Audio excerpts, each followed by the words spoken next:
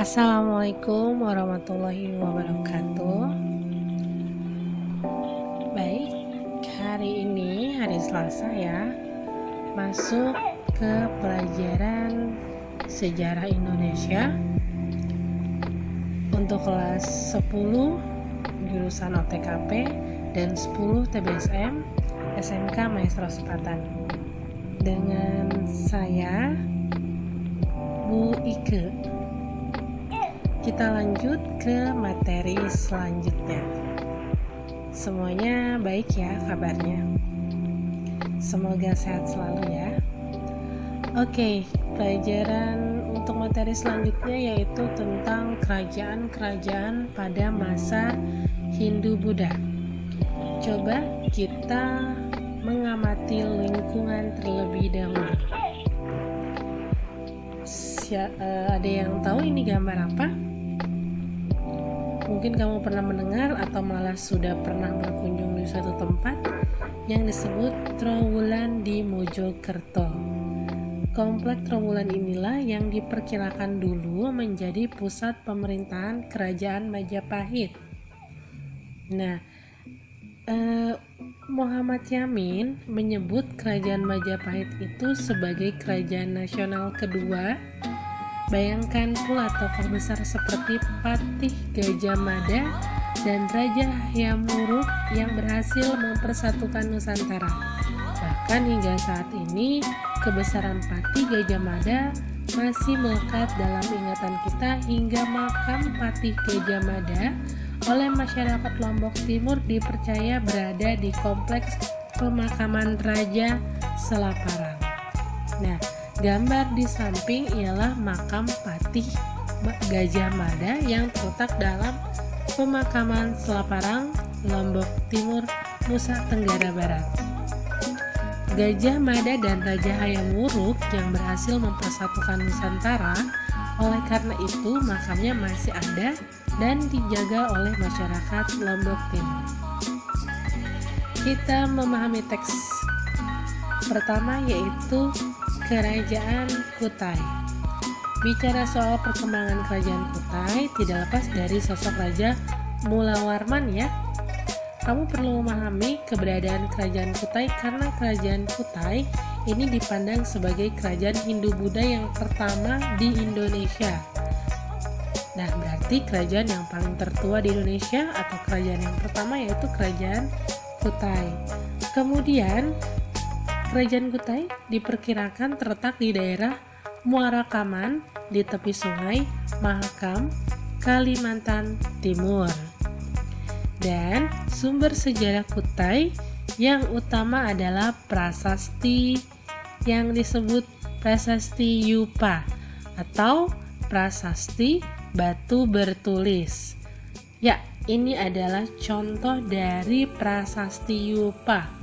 Apa sih sebenarnya sejarahnya prasasti Yupa itu? Pertama, prasasti yang disebut Yupa yaitu berupa batu tertulis.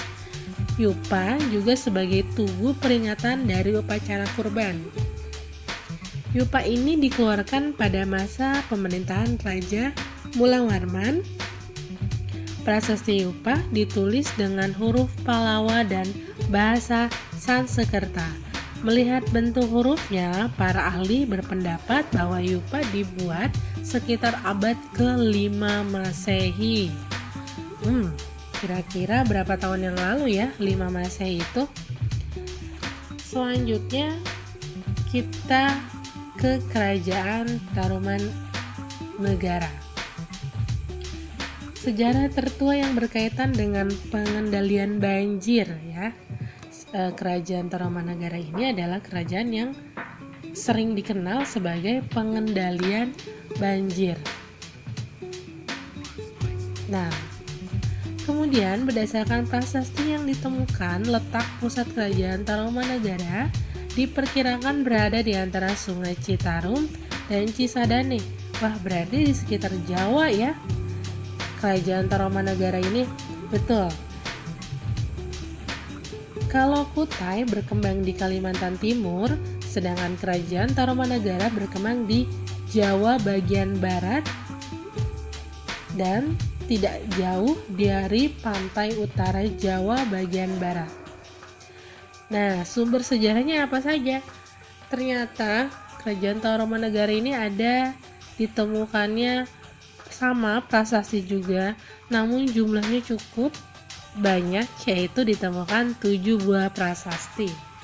Coba kita satu-satu mengenali sedikit ya 7 prasasti tersebut.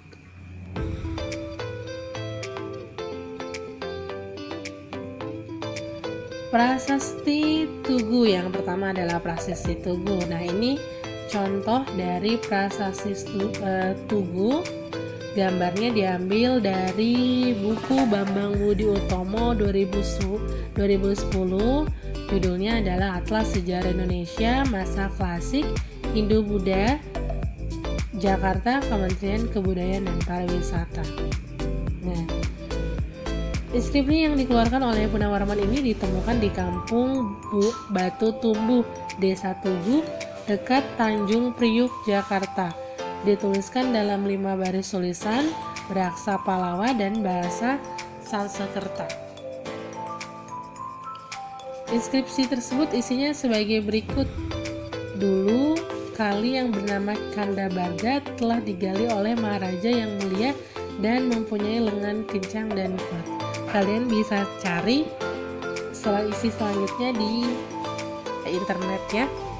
Kemudian sampingnya yaitu ada prasasti Ciarutun. Bahasanya rada-rada Sunda nih, berarti betul ya, ditemukan di daerah Jawa.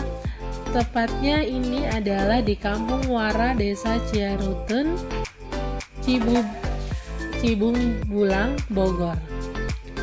Prasasti terdiri atas 2 bagian, yaitu inskripsi A yang dipahatkan dalam emparis baris, tulisan beraksara Palawa dan bahasa Sanskerta, dan inskripsi B yang terdiri dari 1 baris tulisan yang belum dapat dibaca dengan jelas. Oke, selanjutnya yaitu ada prasasti Kebon Kopi. Wah, kira-kira bagaimana ya munculnya pas kebun kopi ini? Prasasti ini ditemukan di Kampung Muara, Desa Ciarutun, Hilir, sama di Bogor juga. Prasastinya dipahatkan dalam 1 baris yang dihapus oleh 2 buah pahatan telapak kaki gajah. Nah, ini ada 2 gambarnya, contohnya yang kiri prasasti kebun kopi 1, yang ini prasasti kebun kopi 2. Lanjut, keempat ada prasasti Muara Cianten. Terletak di Muara Kali, Cianten, Kampung Muara, Desa Ciarutun, Hilir, Cibung Bulan, Bogor. Wah, ini masih daerah Bogor ya, berarti banyak prasasti ya di daerah Bogor ya. Inskripsi ini belum dapat dibaca.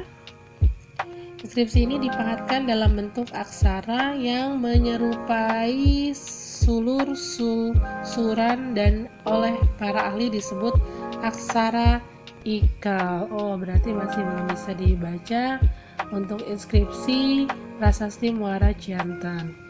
Dan kelima, prasasti Jambu Pasir Koleangkak. Terletak di sebuah bukit pasir, Koleangkak, Desa Parakan Muncang, Nanggung, Bogor. Berarti masih daerah Bogor juga nih 5 di prasasti 5 ini. Sebelumnya dulu, yang kelima ini prasasti Jambu ini inskripsinya dituliskan dalam 2 baris tulisan dengan aksara Palawa dan bahasa Sanskerta. Lanjut, prasasti Cidang Hiang ini ada di Lebak. Terletak di tepi kali Cidahiang, Desa Lebak, Munjul, Banten Selatan. Ternyata yang prasasti ke-6 ini ditemukan di daerah Banten.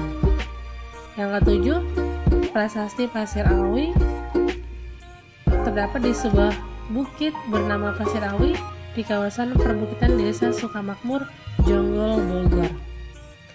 Inskripsi prasasti ini tidak dapat dibaca karena inskripsi ini lebih berupa gambar, piktograf, dan daripada tulisan. Oh iya, di prasasti ketujuh ini coba kita amati ada 2 buah kaki ya, telapak kaki di sini ya.